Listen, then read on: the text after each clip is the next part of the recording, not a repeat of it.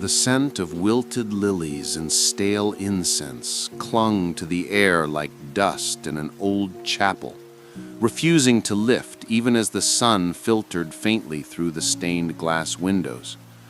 The funeral parlor was a place meant for closure, they said, meant to comfort, to console.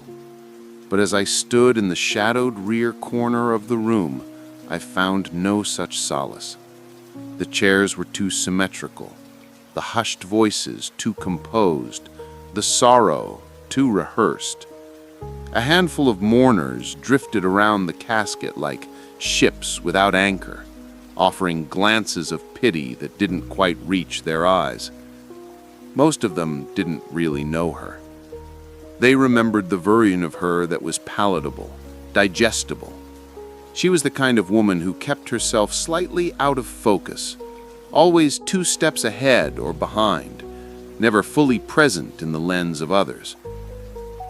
They didn't know the way she would hum old jazz melodies when she was anxious, or how she could sit for hours at the kitchen table just staring at her hands, lost in thoughts she never dared speak aloud. No one spoke of the way she hated chrysanthemums, called them cemetery weeds, or how she preferred the windows open even on the coldest nights, just to feel something real against her skin. And yet here they were, drowning her in the very things she spent her life avoiding. I kept my hands in my pockets to keep them from trembling, the smooth fabric of my coat no match for the weight in my chest. I hadn't cried. Not yet. The tears sat behind my eyes like unwelcome guests, hesitant to reveal themselves before strangers. I wondered if she'd be amused by this gathering, by the polite lies dressed up in black lace and polished shoes. She never did like performances, and yet, somehow, she had become one. The casket, white, glossy, pristine, seemed like a cruel joke. She would have scoffed at the extravagance. I imagined her voice then, low and sharp with sarcasm. They make you look like a porcelain doll even in death. How charming. She hated artifice, hated anything that masked what was raw and real. That was one of the reasons I loved her, even when it hurt, especially when it hurt. She had this way of slicing through pleasantries with a glance, of seeing through people without needing to hear a word. And now she lay still, her story sealed shut, surrounded by people who never even knew the plot. I watched as someone placed a single rose atop the casket. Red. She hated red. She said it made her feel like she was being looked at through a wound. I wanted to rip it away, scream, tell them all to leave, but I didn't. I stayed quiet. Because grief, I'd learned, often disguises itself as silence. He arrived late, of course. He always did. The man who never approved of us, the man who stood tall and cold like a monolith carved from old regrets and unspoken things, her brother, my almost brother-in-law. He didn't wear sadness like the others, no faux mourning in his posture, no awkward attempts at empathy. He walked past me without a glance, stood beside the casket and looked down at her like she was a puzzle he'd never bothered to solve. And then, without warning, he turned to me. His voice was steady, measured, like he was commenting on the weather. "She never cared about you," he said. No emotion, no hesitation, just the truth according to him. The words landed like ice water poured down my spine. For a moment I couldn't breathe. Not because I believed him, but because part of me always feared it. That doubt, buried deep under years of shared glances and sleepless nights, surfaced like a splinter under the skin. She was never easy to read, never simple. Loving her had been like trying to hold smoke in your hands, fleeting, intangible, beautiful, and impossible. But still, I held on. I didn't reply. I couldn't. The air between us thickened, tension curling like fog around our feet. He didn't wait for my response, just turned away and left me there, staring at the woman I thought I knew, wondering if I'd ever really known her at all. I sat in the car long after the service ended, fingers wrapped around the steering wheel, though I had no intention of driving. Outside, the world moved with cruel indifference. Cars honked, people crossed streets, a woman walked her dog just as she probably did every morning. And somewhere in that cruel normalcy, she was gone. The passenger seat beside me was empty, but not in the way that seats are when they've just been vacated. It was empty in the way that spaces become after the person meant to fill them has been permanently erased. Her brother's words echoed again in my mind, unwanted and cold. She never cared about you. I replayed them over and over, trying to decipher whether they were born of cruelty or conviction, or both. He had always looked at me with that same quiet disdain, as if my presence in her life was a mistake she'd eventually correct. But she never did, not once. And yet she never really defended me either. That was the thing with her. She gave just enough to make you believe, but never enough to remove all doubt. She was a mystery I spent years trying to solve with patience instead of pieces. I remembered the first time I met her. It was raining, and she was sitting outside a bookstore, drenched, reading Bukowski, like the storm didn't matter.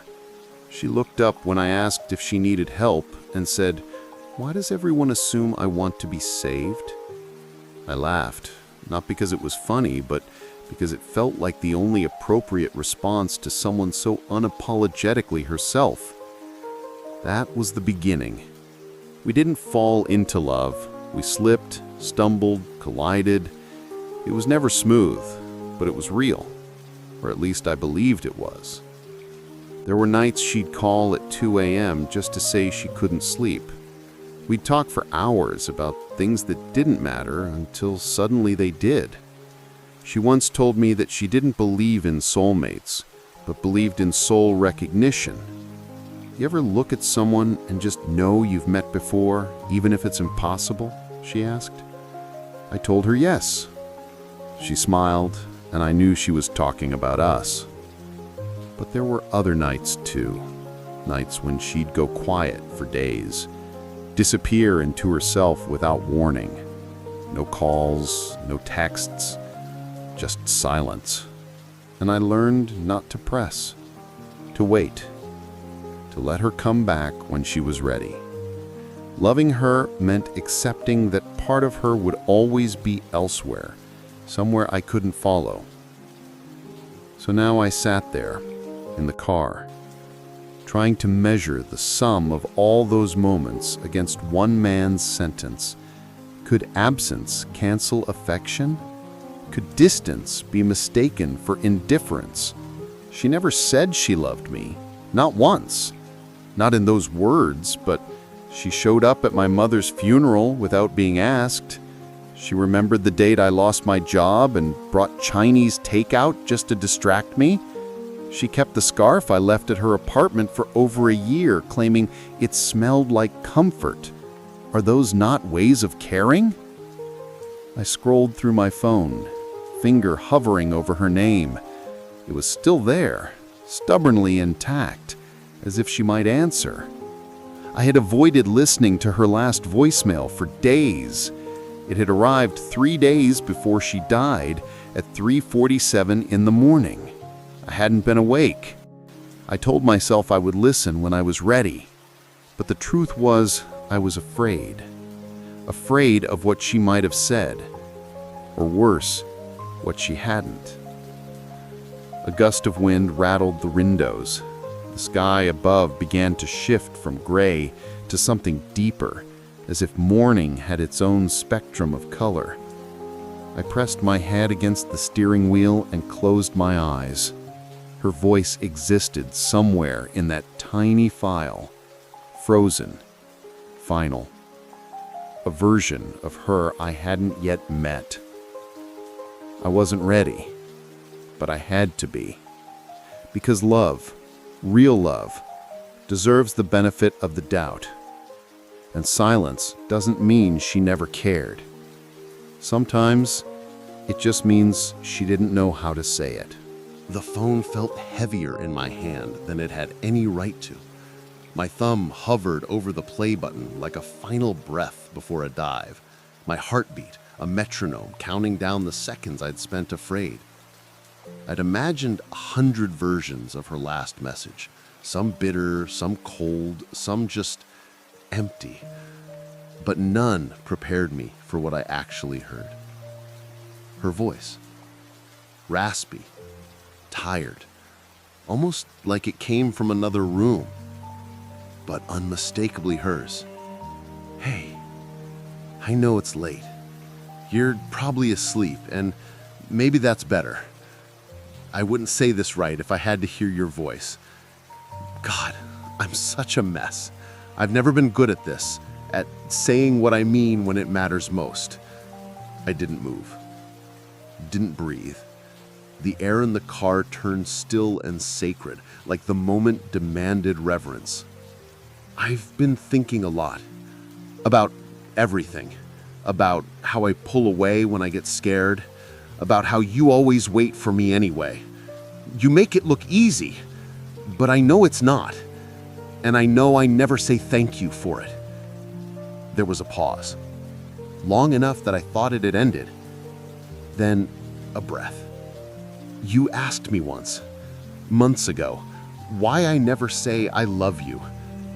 I don't think I answered. I probably changed the subject or made some clever remark. That's what I do, isn't it? Turn everything into a story so I don't have to live it. My hands trembled. My throat closed up. I felt 17 again, helpless and wide open, caught between wanting to run and needing to stay. I didn't say it because I didn't want it to sound like a lie. I didn't want it to be another thing I said too easily and couldn't take back. But the truth is, I've loved you for a long time. In 1,000 quiet ways you probably never noticed. In every book I recommended, in every meal I made without asking how your day was. I loved you every time I stayed silent instead of saying the wrong thing. Her voice cracked then, a sound I'd maybe heard once before, soft, scared, painfully human. I'm sorry I never made it easy. I'm sorry I made you doubt. But I want you to know, if I go tomorrow, or the next day, or 10 years from now, you were it for me. You were home. The message ended. Not with a goodbye, just static. And in that stillness, something in me shattered. Not from pain, but from the sheer unbearable weight of understanding. She had loved me, in her way, with all her broken pieces, and I had missed it, waiting for a version of love that looked like mine. I leaned back, eyes stinging, trying to memorize the sound of her voice all over again, to trace every inflection like it held answers in the pauses between her words. Outside, the wind had quieted, and the sky had turned that aching shade between day and night, the kind she used to say reminded her of endings and beginnings. And then, as if summoned by something divine or cruel, there he was, her brother, standing a few feet from the car, staring at me like I owed him something. He must have waited, or followed, or maybe he just needed to be sure of the damage his words had done. I stepped out of the car, phone in hand, heart in ruins. "You're wrong," I said, my voice low but steady. "She did care. She just didn't do it your way." He didn't reply, didn't blink, just stood there, arms crossed, as if guarding the gate to a truth he no longer had the key for. Without another word, I hit play, and I let her speak. Let her voice pour into the open air, like incense, like prayer. Let it cut through his certainty and my grief, through every assumption anyone had ever made about who she was or what she felt. He didn't look at me, but something in his face changed. Only for a moment. The corners of his mouth twitched, not in a smile, but in something resembling surrender. When the message ended, the silence wasn't empty anymore. It was filled with her. The voicemail ended, and with it, the last unanswered question I had carried like a wound finally found its reply. It didn't come in declarations or perfect phrasing. It came in her pauses, in her stumbling honesty, in that one fragile breath before she said, "You were home." It was enough, more than enough. And yet it broke something open in me that had been sealed shut for so long. Maybe I had never realized how much I needed to hear it.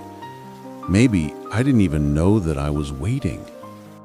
Her brother stood there for a moment longer, and then, without a word, he turned and walked away.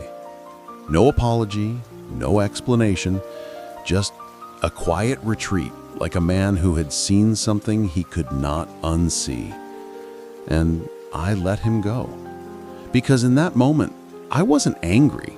I wasn't even hurt. I just felt full, filled with something she had left behind, something that hadn't died with her. Her voice, her truth, her love hidden like a secret treasure I'd finally dug deep enough to find. That night, I didn't go home, not to the place with the cold sheets and the echo of unanswered texts. Instead, I drove. No destination, just movement, just air.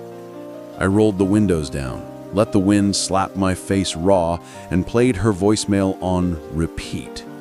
Not because I didn't believe it, but because I wanted to hold it in my bones, to memorize her voice, not in grief, but in gratitude, in reverence. I ended up at the park where we had our first fight. She'd been furious about something small, some dumb thing I said about her needing space. She told me then that she was like the moon. "You can't expect me to shine every night. Sometimes I need to go dark so I don't burn out." I didn't get it at the time. Thought she was just being poetic. But now I understood. She wasn't distant because she didn't care. She was distant because caring cost her more than she could show. I sat on that same park bench, the one we had once cursed and laughed on in the span of an hour, and watched the sky change. Clouds rolled like waves across the stars, and somewhere beyond them I imagined she was watching too. Maybe shaking her head at how long it took me to understand her. Or maybe smiling, that crooked, tired smile that always appeared when she let her guard down. I thought about everything she left unsaid, and everything she said in her own way. The notes she scribbled in the margins of her books, the way she always made my coffee exactly wrong on purpose because she said my taste buds needed waking up. The time she cried during a documentary about wolves and refused to explain why. It was all there. Love doesn't always come dressed in declarations. Sometimes it's buried in the everyday. And I realized then that maybe we ask too much of love. We demand it look like the movies, like sonnets and fireworks. But maybe love is quieter than that. Maybe it's showing up again and again, even when you're scared. Maybe it's staying, even when leaving would be easier. Maybe love, real love, is a voicemail sent at 3:47 a.m., just in case there's no tomorrow. I pulled out my phone one last time, not to replay her message, but to save it, lock it, archive it in every way I could.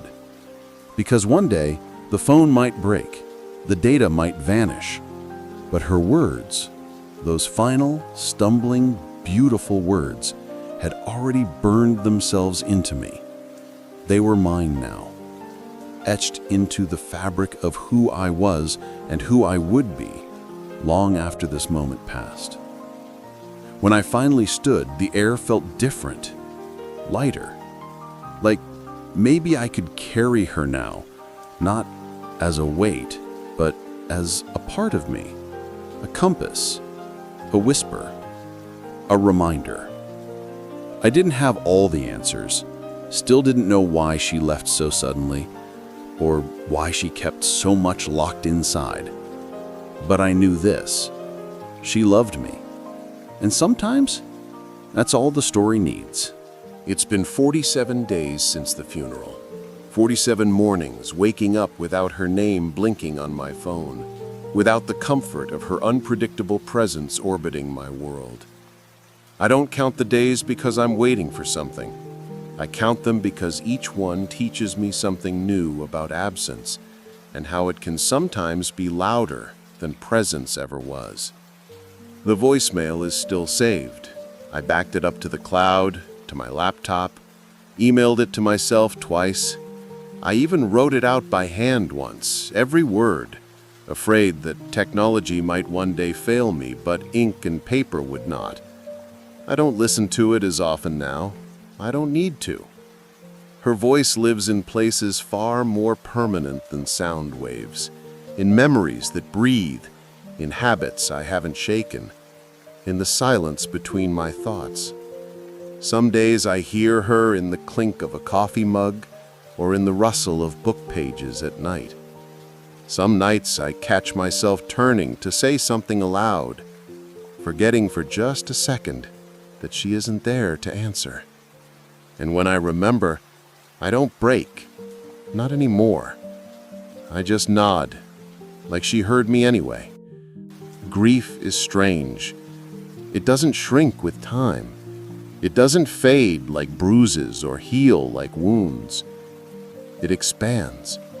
It grows around you until it becomes part of your architecture, like a crooked beam you learn to duck beneath, or a missing stair you skip without thinking. It doesn't leave, but it teaches you how to live alongside it. And somehow, that's where the hope lives. Not in forgetting, but in remembering without collapse, in feeling the weight without being crushed. Her brother hasn't reached out again.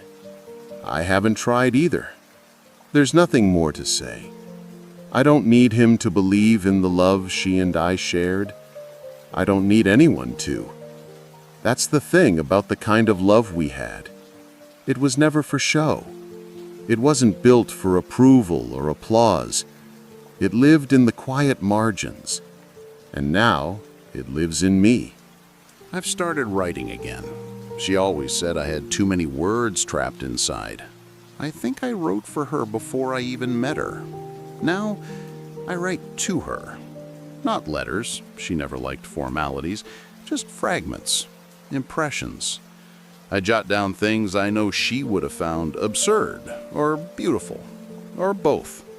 Like the man who feeds birds in the cemetery every morning, or the teenage girl at the library who cried while reading a book of poems. I write it all down, because I know she would have looked at each of those moments and said, "See, that's the story." And she'd be right. I visited her grave only once, not because I didn't want to go back, but because I don't feel her there. Not really. Her name is etched in stone now, sharp and definitive, but that isn't where she lives. She lives in my refusal to settle for easy answers, in the jazz record I play on Sundays, in the wind that pushes the curtain just slightly at night, like she's still insisting the window stay open. And maybe that's the thing no one tells you about losing someone like her. You don't move on. You move differently. You love differently. You begin to understand that presence is not the opposite of absence. They're two ends of the same cord. And if you listen closely, you realize she's still playing her part. Quietly. Always. Last week, I dreamed of her for the first time since she left. She was sitting on our old fire escape, barefoot, holding a cup of tea she never actually drank. She looked younger, lighter. The sky behind her was that soft purple hue she loved.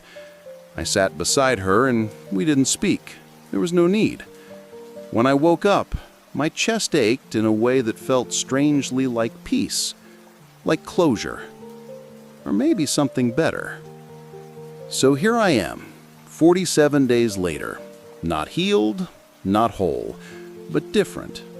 Changed in the way rivers are changed by storms.